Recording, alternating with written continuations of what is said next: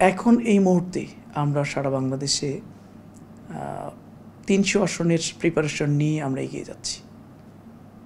আমরা আশাবাদী বাংলাদেশের মানুষ নতুন কিছু দেখতে চায়, পরিবর্তন চায়। দীর্ঘ 15 এবং 16 বছর ধরে যে ফেসিবাদী শক্তি খুনি হাসিনা সরকার ক্ষমতায় ছিল, সেই 16 বছরে বাংলাদেশের মানুষের উপরে যেভাবে জুলুম নির্যাতন করেছে, মানুষের ভোটের অধিকার যেভাবে তারা খর্ব করেছে, যেভাবে সন্ত্রাসী কার্যক্রম হয়েছে, গুম খুনের রাজনীতি হয়েছে, এখানে যেভাবে চাঁদাবাজি হয়েছে, টেন্ডারবাজি হয়েছে, সব মিলিয়ে মানুষ আর সেই পূর্বের অবস্থায় ফিরে যেতে চায় না। 5ই আগস্টের অভ্যুত্থানের মধ্য দিয়ে এদেশের মানুষ নতুন কিছু দেখতে চায়।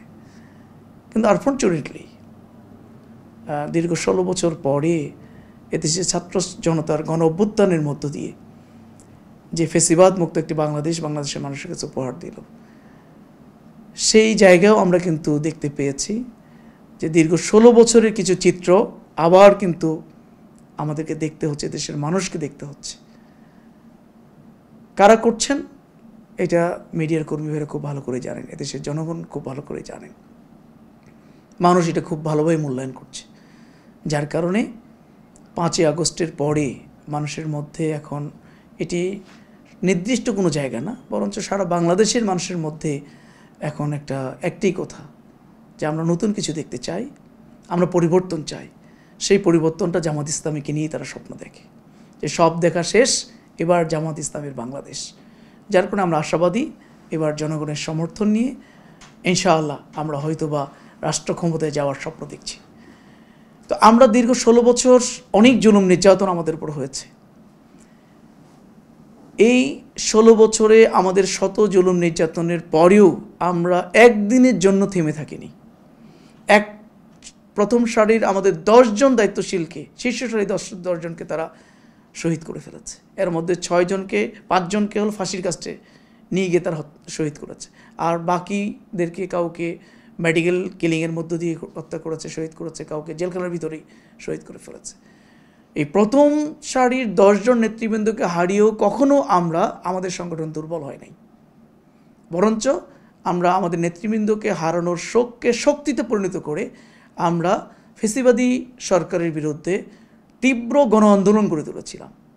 এমন আমরা নো কম্প্রোমাইজ, আমরা কখনোই এত জুলুম নির্যাতনের পরেও আমাদের শীর্ষ নেতৃবৃন্দের কাছে নানা ধরনের অফার ছিল, কিন্তু আমরা দেশ জাতির বৃহত্তর স্বার্থে আমরা কোনো ধরনের কোনো অফারের কাছে আমরা মাথা নত করিনি, আমাদের নেতৃবৃন্দ করেনি।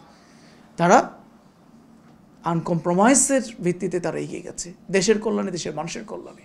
তারা জীবনকে উৎসর্গ করেছেন, কিন্তু কোনো শক্তির কাছে মাথা নত করেনি। যার কারণে দেশের মানুষ সেটি দীর্ঘ 16 বছর ধরে দেখেছে যে একটাই দল, যেই দলটি কোনো শক্তির কাছে মাথা নত না করে, কারো কাছে কম্প্রোমাইজ না করে দেশ এবং দেশের জাতির স্বার্থে তারা আন্দোলনের মাঠে অটল অবিচল ছিল।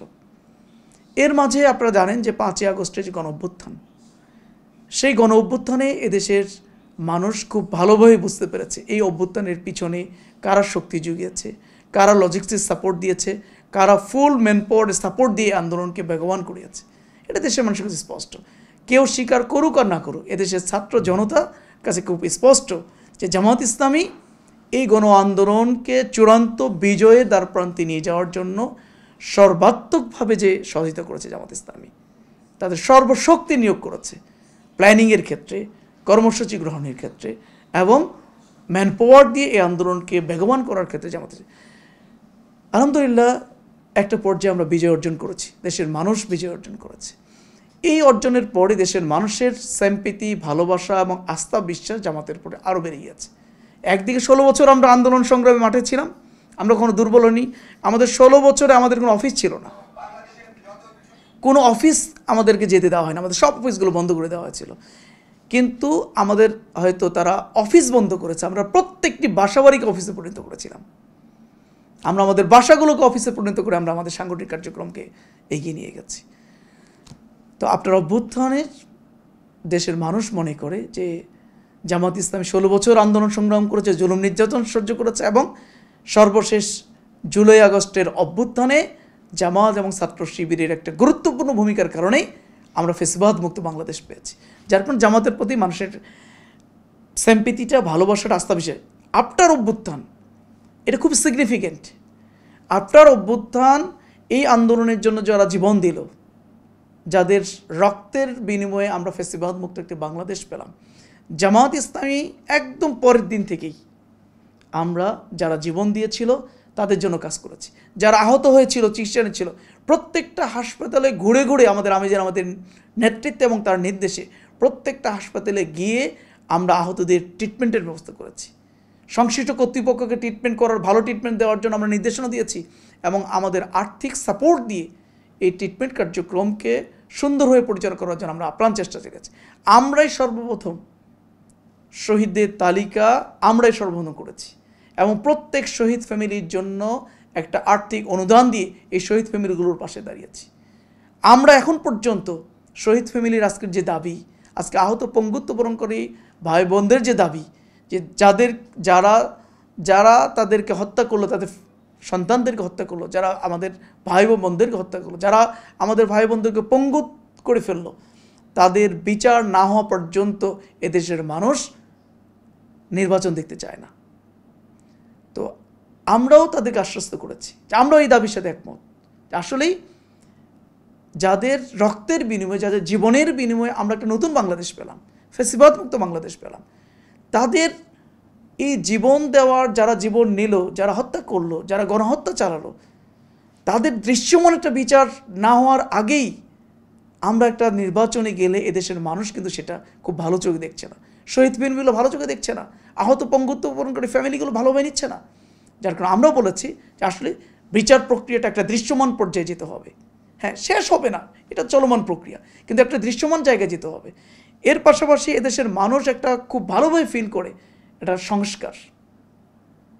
দীর্ঘ 15 বছর ধরে ফ্যাসিবাদী আওয়ামী সরকার রাষ্ট্রের প্রত্যেকটা সেক্টরকে ধ্বংস করে ফেলেছে, বিশেষ করে নির্বাচন যে কমিশন, নির্বাচনের যে ব্যবস্থা, এটাকে এমনভাবে নষ্ট করেছে যে এই প্রক্রিয়ার মধ্য দিয়ে আসলে সুষ্ঠু, অবাধ, গ্রহণযোগ্য নির্বাচন কখনোই সম্ভব নয়।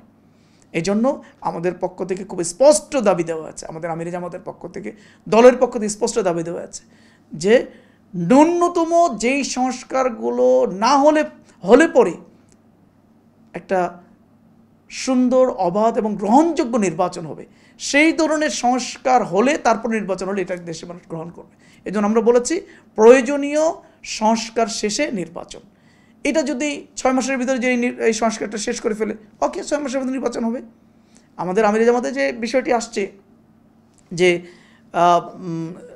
মানে ফ্রম দ্য বিফোর রামাদান, যে আগামী যে রমাদান তার আগে, এইটার মানে এই না যে সংস্কার ছাড়াই নির্বাচন।